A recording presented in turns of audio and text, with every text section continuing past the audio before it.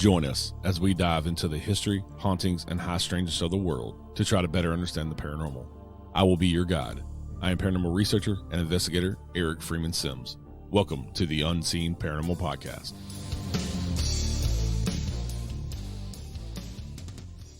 Hey everybody, welcome back to the show. Today we have an awesome guest for you. We're chatting with paranormal investigator, researcher, producer, and TV host Katrina Weidman. You may recognize Katrina from TV shows such as Paranormal State, Paranormal Lockdown, and she is now the co-host of Portals to Hell. Portals to Hell is currently in season 3 and is available on Discovery Plus and the Travel Channel every Saturday. You can find Katrina on all the social medias, YouTube, or at katrinaweidman.com. Hey, Katrina, welcome to the show. Thank you so much for joining us today. Hi. Yeah, thanks for having me. So I know that you grew up in haunted houses, and kind of like a lot of us did, and that's why we're kind of into the paranormal. Yeah. But how did you get into investigating and in with Paranormal State to start your TV career? So when I went to school, it was, kind of during that time when those shows were just getting really popular. So my aunt knew I was into it. And I had always kind of read books on that stuff and tried to do investigations. I didn't really know what I was doing too much though. But my aunt was like, you should see if the school has a club, because all these places at the time had clubs. And sure enough, Penn State did. And so I signed up for it. And then they had like a training class that you could take. So I signed up for the training class. And during that time, they were getting their own television show. And so they kind of put out a call of like, anybody can come and air quotes audition. And it wasn't like, an audition that you think that an actor does. It was just, they basically just asked you a bunch of questions in front of a camera. So I went to that, and then they kept calling me back, and then they asked me to be part of the project. So it just was kind of like a really random right place, right time kind of thing. And I never expected it to turn into what it turned into. I always thought I would, kind of work in the paranormal in some way. But, when I was a kid, it was, if you did, it was like you wrote a book about it. Yeah. And that was kind of the only option there was. And like maybe you did, I don't know, maybe you were a producer on Unsolved Mysteries or something. Like, Yeah. Like that was kind of like, there was a couple academic places that were, doing things like that when I was a kid, but it just wasn't what it is today. So I never thought this would turn into a career like at all the way it has. Yeah, that's awesome. Were you that weird kid like I was, that you went looking at the book fair at school, went looking for the weird books, and other kids would give you weird looks because you're getting aliens and Bigfoot and ghost books? Oh yeah, all the time. All the time. That's funny you say that, because I always say that. I'm like, I was that kid. Like I was the kid. I bought all the alien books and the ghost books, and I always had like really big sleepovers for my birthday, and at least one girl would go home crying. Like at least one. I think there were a couple of years where it was like 2, because our house was scary, and I'd tell them ghost stories, and I'd break out the Ouija board, and so. Yeah. I was that weird kid with like all the alien posters and the blacklight posters and all that stuff from Nice. Yeah, Spencer's and Hot Topic, and yeah. So with Paranormal State, that's kind of how you got your start. You were the case manager, and I've been following you ever since then. You're probably my favorite investigator from TV, because thank you. You're kind of a no bullshit person, which I really like. And yeah. And I know that if I watch a show that you're on, that I don't have to worry about anything being faked. And there's some others out there that's kind of like, I won't name any names, but there's others out there that are way less believable. Even though it's TV and it's entertainment, but at the same time, you got to have that realism there and be serious about what you're really doing. I totally agree. And I know that look, we all know that there's shows that have gone the other way. And I don't know, there's the argument of, like you just said, it's entertainment. And I guess, there's room for that. And there's people who like and enjoy watching that.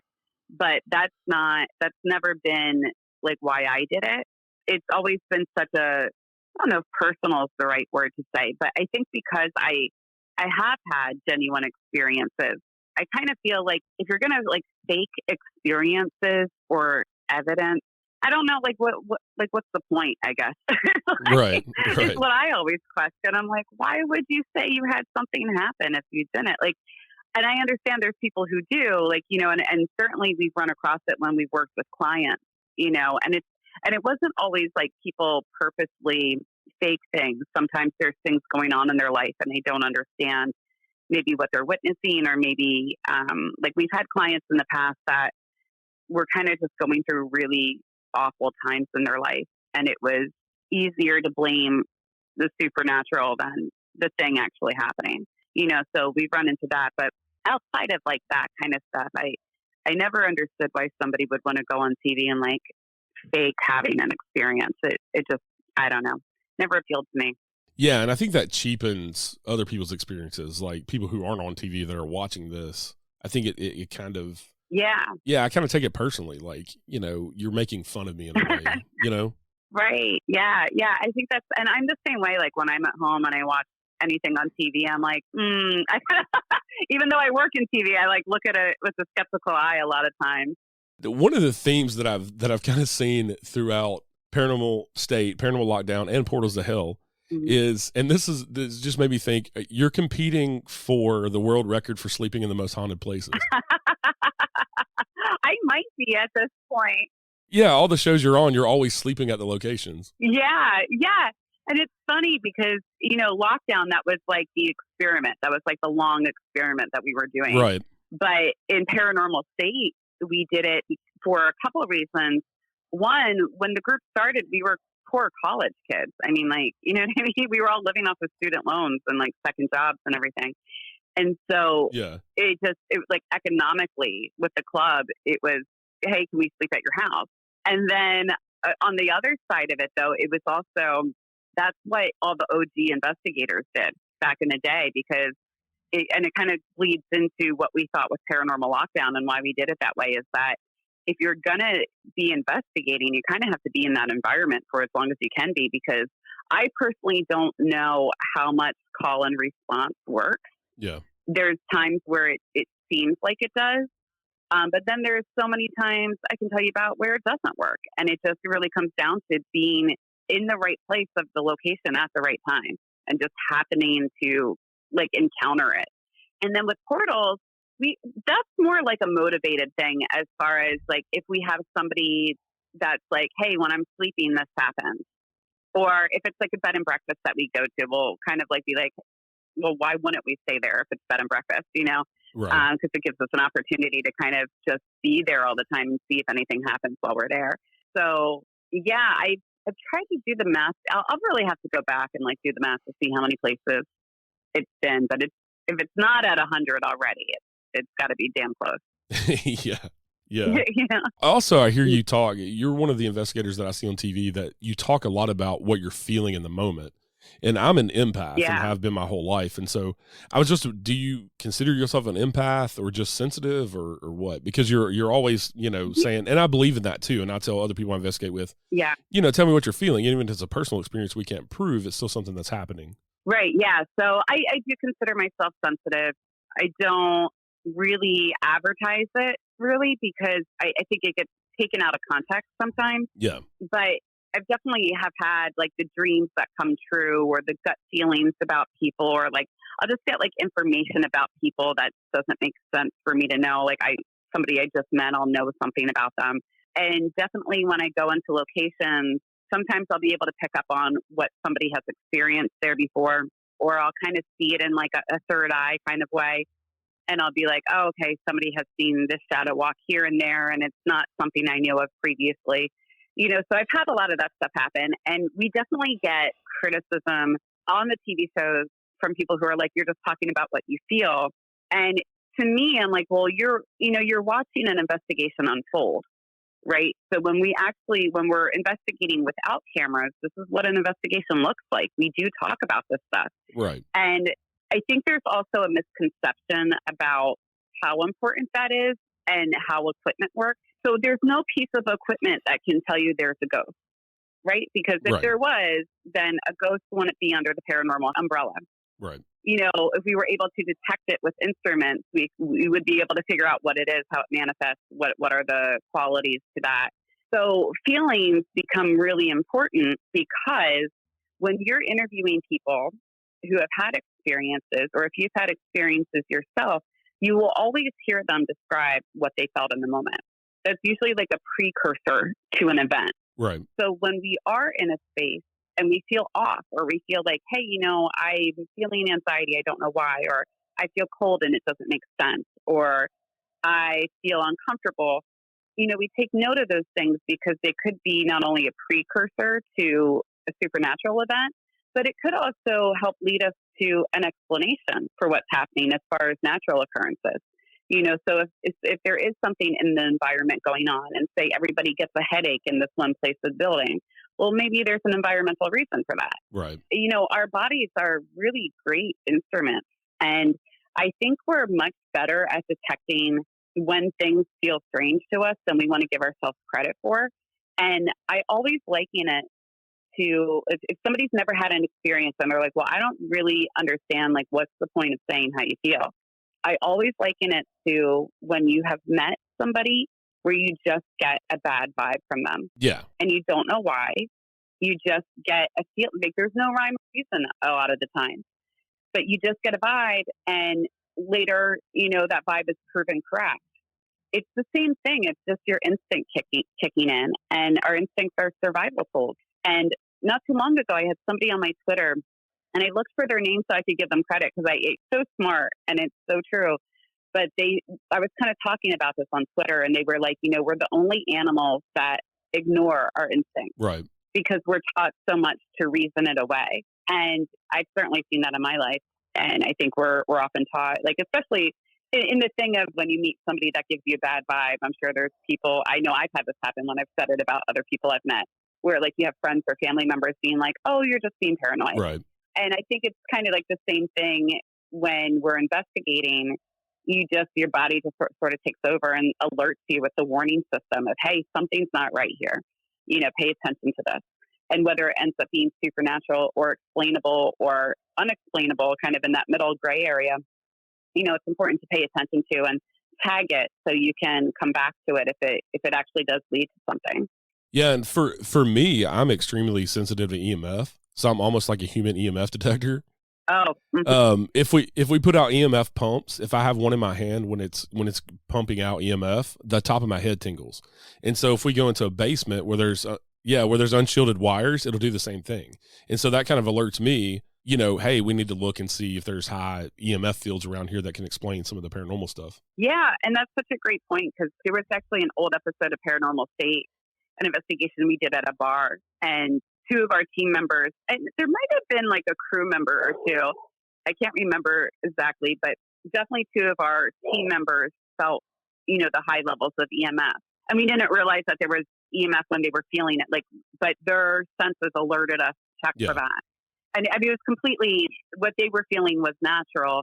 It was caused by a bunch of like DJs equipment, light equipment that was still, having a current even when it was like not in use. Yeah. But I mean, there were other things going on in the bar that were not explainable, but that part ended up being explainable.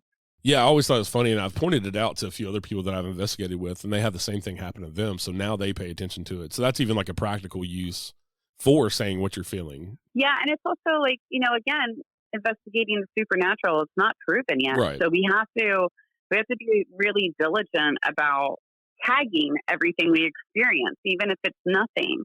And so a lot of times, at least in the show, again, you're watching an investigation unfold. So you're watching kind of the process we go through as investigators. Some things get completely left out. Like, I kind of talk about this all the time just because it's really boring. I don't think anybody would ever want to see it on television. But, when I'm investigating with Jack, a lot of times what we do is when we walk into a new space, we'll just sit quietly for like 10, 20 minutes. Yeah.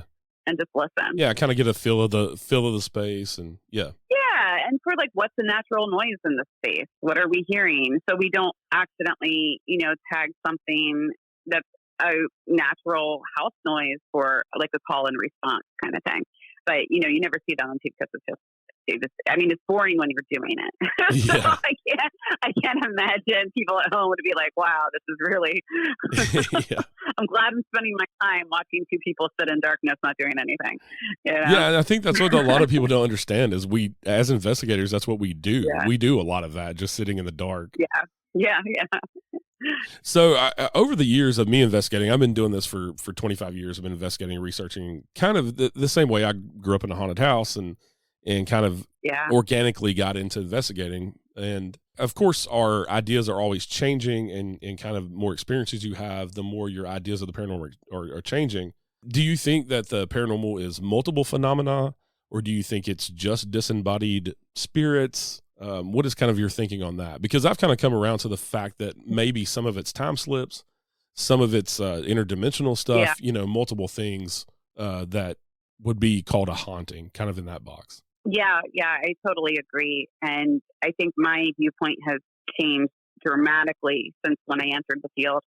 And because, when I entered the field, I think I'm like a lot of people where you grow up hearing the stories and you have these experiences. And so you kind of marry it, like you marry your experiences to what you think it is, and of course, media plays a part in that, like what we were talking about, all those ghost books I read as a kid had one very singular definition about what was going on. Right. And so when I entered the field, I very much was like, okay, this is what a ghost is. This is what happens. This is why it happens.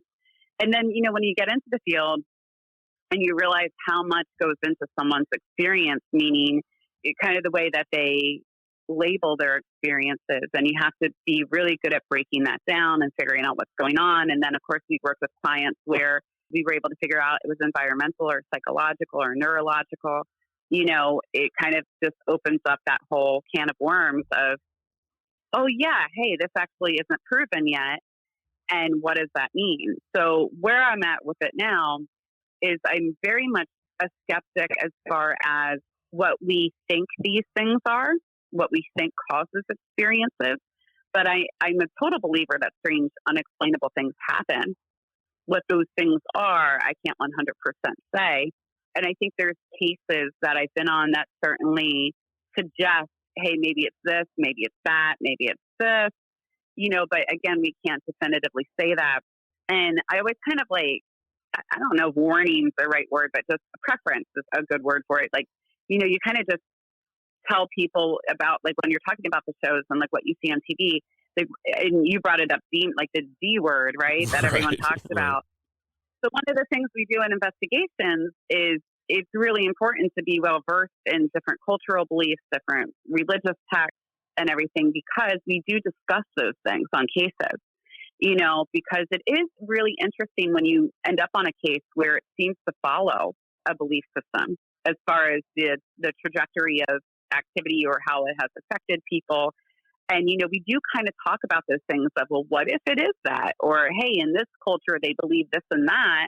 And could it be that?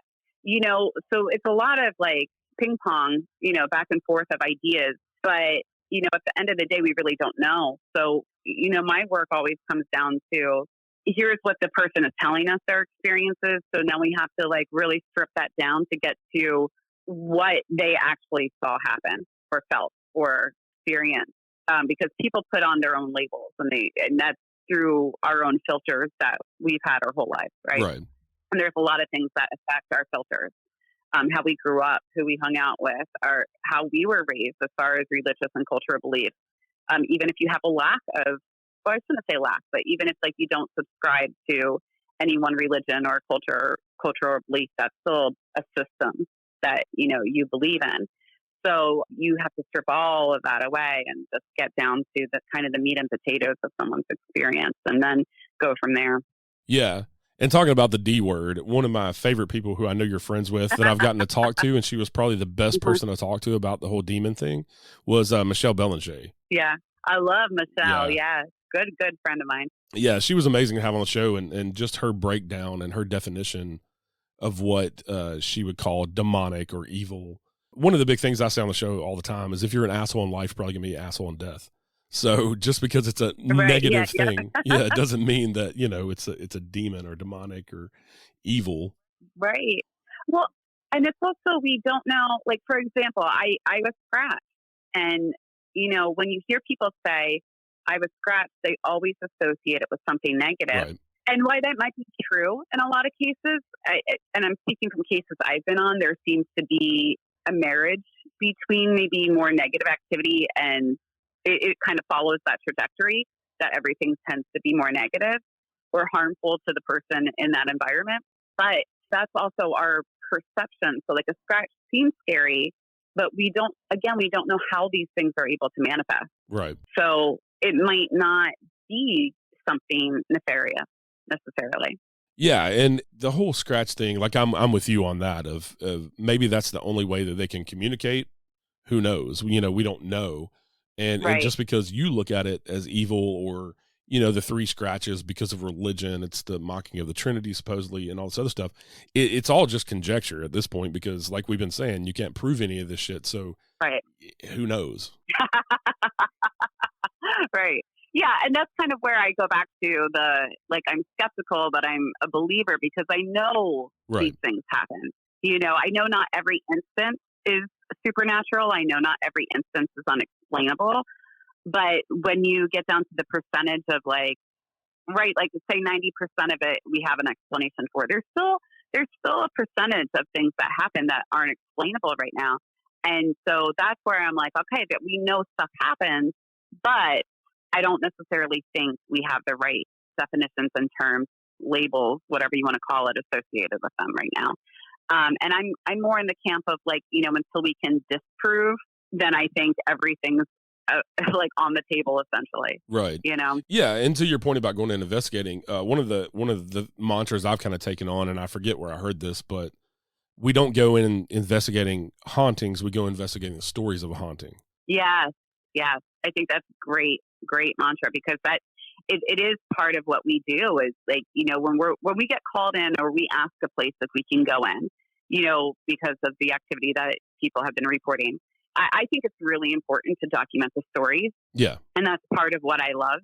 I do think that's important for future reference and to get those stories right, because so many times you get it like a whisper down the lane effect.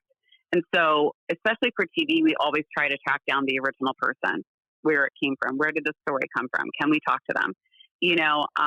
Very much like journalism in that way of trying to get the right witnesses. But then it becomes a thing of, okay, they're claiming this experience happened to them. Can we figure out a reason behind that? And can we document it?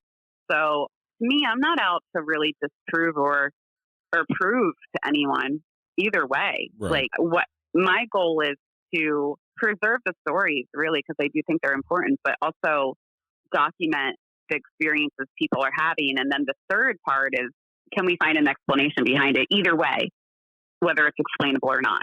Yeah. And, always, of course, if there's people that need help, I started with a client-based group and our main mission was always to be an advocate for those people.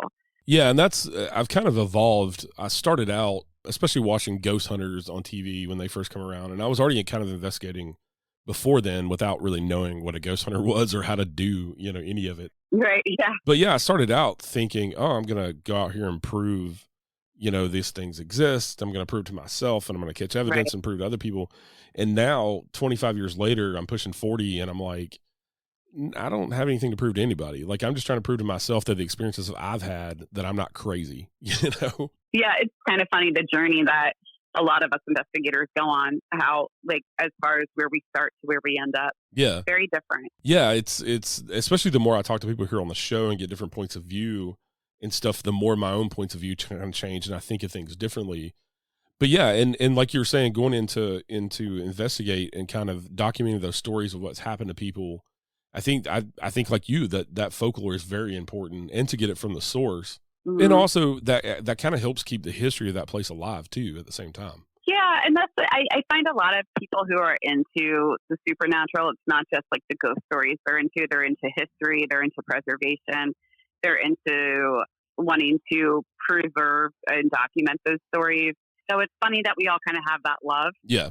And I think that my dad definitely instilled that in us, like a love for history. My dad is like a big history guy and always talk to us about the Civil War. I think that's his favorite piece of history that he likes delving into. And I was I was talking to him the other day and he was telling me how he's like really into podcasts.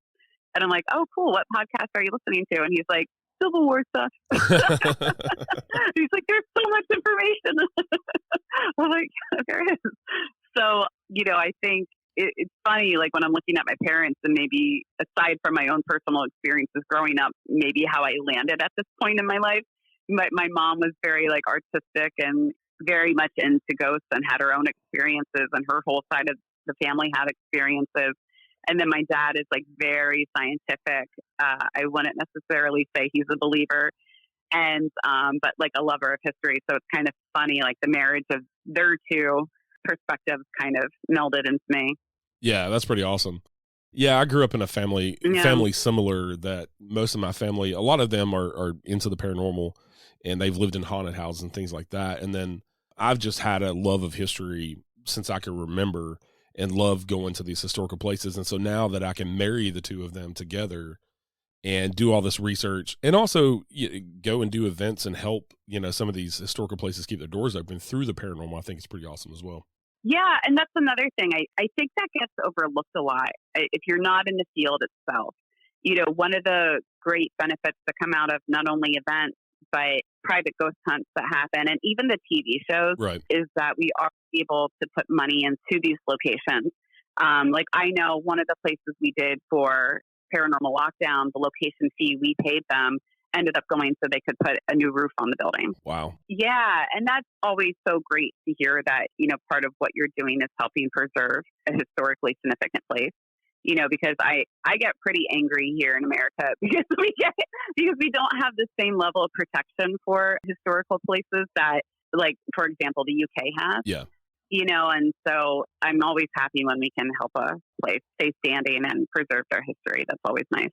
Yeah, I live outside of Nashville, and so I'm always bitching about that because Nashville's just like, to hell with your history, we're going to knock it down and put a new Amazon corporate tower here. No, and it's, God, that stuff drives me nuts. We're fighting. I'm part of a group now that's trying to save a historically significant building in the area I grew up in because the developer bought it like 12 years ago, and he's just practicing, demolition by neglect. Yeah.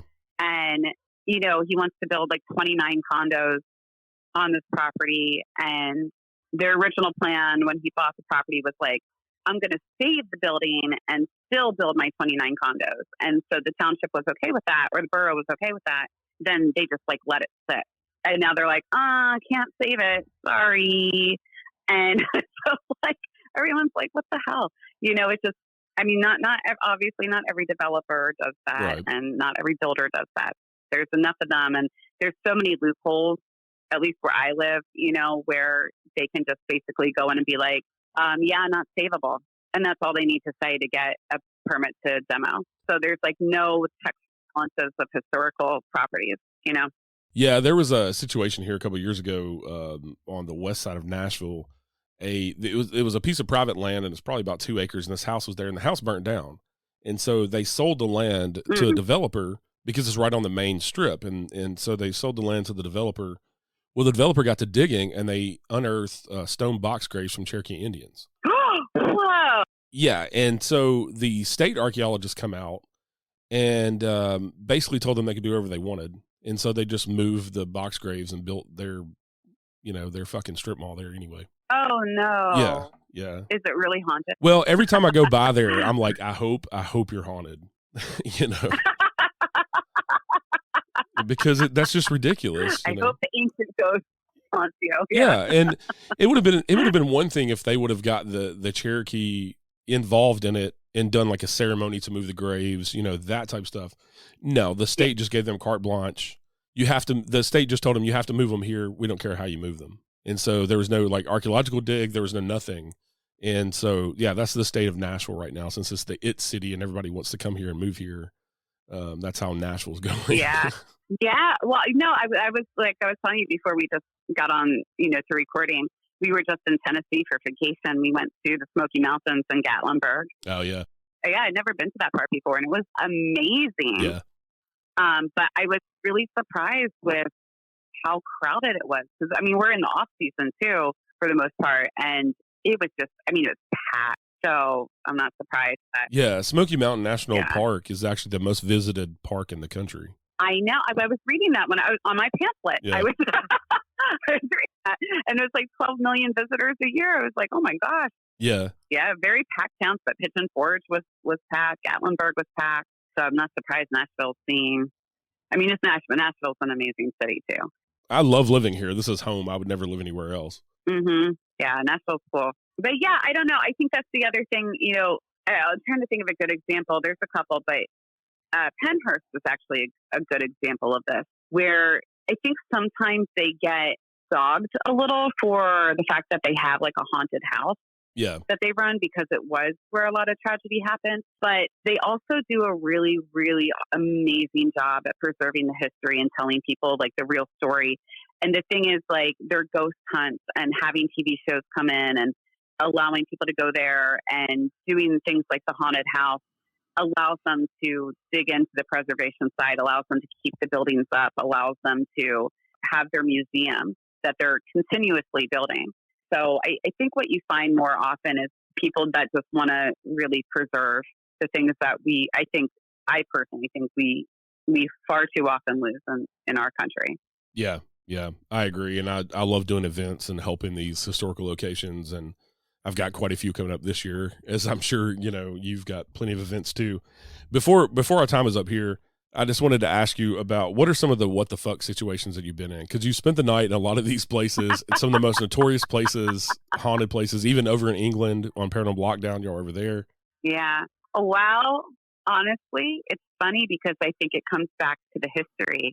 And Michelle and I were actually just talking about this online. I think more so than the supernatural, like the weird things that I've experienced, right? Like the scratching or seeing a figure form or capturing evidence of like an object moving. It's been the history that honestly I find myself more so than awful being like, what the fuck am I like? What am I involved in right now? Because you just hear such horrible history all the time, and it really does put into perspective. Like I don't know how you can be an investigator and not be empathetic afterwards, because you just hear so much horrible stuff. But I think the one that really had me questioning what I was doing with my life was we were in New Orleans. It was for Paranormal Lockdown. And we were asked to come in it wasn't the owner. It was the woman who leases the building. And she's like a voodoo priestess and lovely person. She does a lot of like tours and everything. And, she could investigate this on her own, but she was like, look, you guys have all the equipment. You guys do this all the time. Like, she's like, I think I know what's here, but I just want like a confirmation from somebody else. And like, she had a good relationship with Nick. So it was like, we were looking for a place in New Orleans. She was like, well, why don't you come to my place? And so we ended up going. But it was a recent tragedy that happened.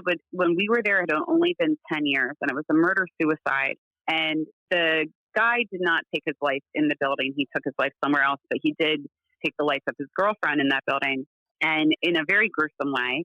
And he dismembered her body in the apartment. And to try to cover up his crime, he cooked parts of her and then stored other parts of her in the refrigerator. When we were there, the stove was original to that crime. And there was like speculation if the fridge was real. We heard from some people the fridge was original. Other people told us the fridge is new. So I'm not too clear on the fridge, but the stove was original and where it happened. The bathtub was the same where he dismembered her. And I slept in the kitchen one night, like literally with my face right next to the stove.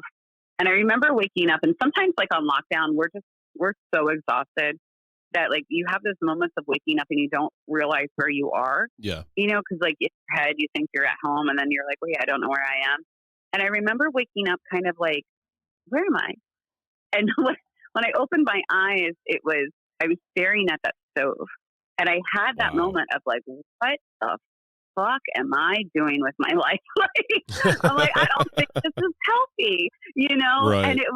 And we did have experiences there, and I'm glad we were able to help give answers to the woman who leases it, because to me, that's always kind of what trumps any discomfort for me is like, we're there to help someone else, like if we can give her answers, or if we can help just close up questions that somebody has, or if we can help somebody move through their experiences that are scaring them, like that makes it easier for me. But it is really hard, kind of the weight and heaviness you take on of some of these stories. And that was one for me. And I think that was, out of everything I've done, I think that was my biggest what the fuck moment. And not only for like the gruesomeness of the crime, and not only for the fact that there was objects from the crime still in me is still there that I literally slept right next to. Right. But it was also, I mean, they were like part of our generation. Like, so it's like a lot of times when you go into these places, it's like 200 years ago, this happened.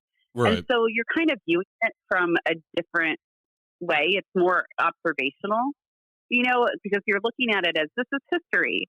And yes, terrible things happen in history. But I think when it's not so far removed years wise, it's very hard to look at, for me at least, it's hard to look at it in an observational view. It becomes very, I don't know if traumatic is the right word to use, but it just hits home a lot more because, you know, you're looking at pictures and they're dressed the way you would dress. Right. And their friends still live there.